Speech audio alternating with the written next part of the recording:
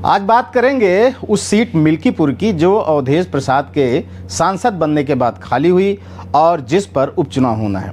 ये सीट अब कई मायने में खास हो गई है क्योंकि यहाँ के विधायक अब अयोध्या के सांसद बन गए हैं और उनके सांसद बनने के बाद तो मानो एक सियासी जलजला ही आ गया है, क्योंकि जिस राम मंदिर के बलबूते भाजपा 400 पार का नारा दे रही थी वही अयोध्या सीट वह हार गई।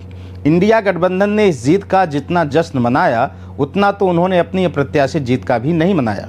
इस जीत पर विपक्ष लगातार सरकार को घेरती और चिढ़ाती रही है, इसलिए अब उपचुनाव में खाली पड़ी मिल्कीपुर सीट भाजपा जीतकर अपनी हार का गम कम करना चाहेगी। फिलहाल 10 सीटों पर होने वाले उपचुनाव में सीएम ने कमान अपने हाथ में ले रखी है और सभी सीटों को जीतने की मंशा से उन्होंने प्रति सीट पर अपने 3 छत्रपों की नियुक्ति की है।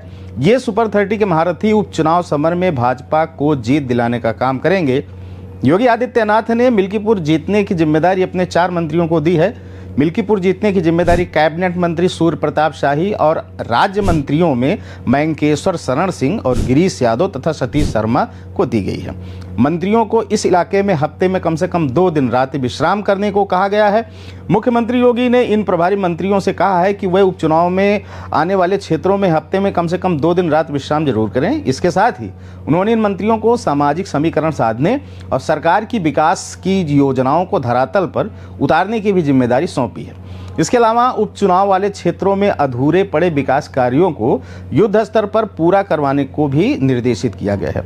इस परिप्रेक्ष्य में आइए जान लेते हैं कि मिल्कीपुर के चुनावी मैदान की पिच किसको सपोर्ट कर सकती है, इंडिया को या फिर एनडीए को। अवधेश प्रसाद 2022 के विधानसभा चुनाव में फैजाबाद जिले की मिल्कीपुर यानी जो सुरक्षित सीट है उसे जीते थे। उन्होंने भाजपा के गोरखनाथ को 12,923 वोटों से हराया था। हालांकि लोकसभा भी यहां बढ़त 5,000 कम हो गई। उपचुनाव में अवधेश प्रसाद के बेटे अजीत प्रसाद को सपा के टिकट का सबसे तगड़ा दावेदार बताया जा रहा है। सपा जिलाध्यक्ष पारसनाथ यादव ने भी उनके नाम को आगे बढ़ा दिया है।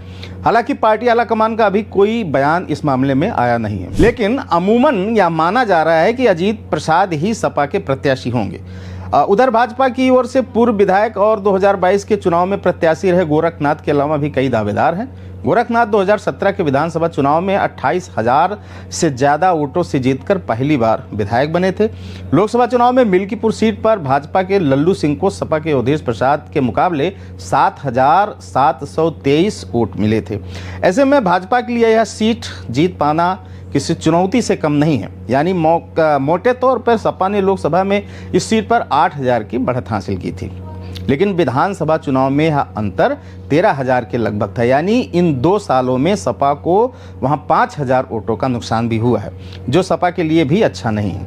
मिल्कीपुर सीट पर भाजपा के हार के कारणों का जिक्र करते हुए वहां के मतदाताओं ने कहा कि यदि प्रत्याशी बदल देते तो भाजपा चुनाव न हारती, लेकिन यह स्पष्ट तौर पर नहीं कहा गया कि वोटर किसकी बात कर रहे हैं, लल्लू सिंह की या फिर गोरखनाथ की। वैसे गोरखनाथ का ट्रैक रिकॉर्ड देखें तो पता चलता है कि 2017 से लेकर 22 तक वे लगातार विवादों में बने रहे। जनता में उनका जनाधार भी 22 के विधानसभा के चुनाव के समय तक आते आते काफी गिर भी गया था और यही कारण रहा कि वे भाजपा के शानदार माहौल और अयोध्या से सटे होने के बावजूद भी हार गए। उनके ऊपर सवर्ण मतदाताओं की अनदेखी और पक्षपात का आरोप भी लगा है। इसके अलावा भी और भी कई कारण है जिसकी वजह से उनकी दावेदारी में दम नहीं दिख रहा। तो ये तो निश्चित है कि इस बार मिल्कीपुर से भाजपा किसी और प्रत्याशी को मौका देगी, जिनमें कुछ नामों का जिक्र भी चल रहा है। इनमें पूर्व विधायक रामू प्रियदर्शी, नीरज कन्नौजिया और काशीराम रावत जैसे लोगों के नाम सामने आ रहे हैं। वैसे उपचुनाव में अब तक का सत्ताधारी पार्टियों का बोलबाला रहा है, लेकिन इस बार माहौल काफी कुछ अलग है। इस लिहाज से मिल्कीपुर उपचुनाव काफी दिलचस्प होने वाला है और यह भी सही है कि टक्कर कांटे की होगी, क्योंकि आंकड़े और माहौल देखकर लगता नहीं कि कोई आसानी से पार जा सकता है। इस खबर में बस इतना ही। देखते रहिए अनादि टीवी उत्तर प्रदेश। शुक्रिया, धन्यवाद।